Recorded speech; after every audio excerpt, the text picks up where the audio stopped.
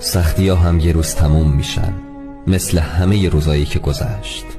چیزی که میمونه اینه که تو سختی ها کی کنارت موند و کمکت کرد، کی با گریت گریه کرد، کی باهات خندید، کی به گریت خندید، کی بهت امید داد، کی ناامیدت کرد.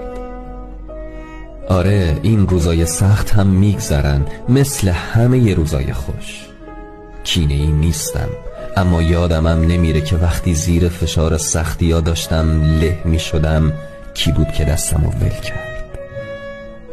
من تا وسط سختی های زندگی قرار نگرفتم نفهمیدم کی دوستمه کی دشمنم. دم خدا گرم، سختی هاشم بی حکمت نیستن.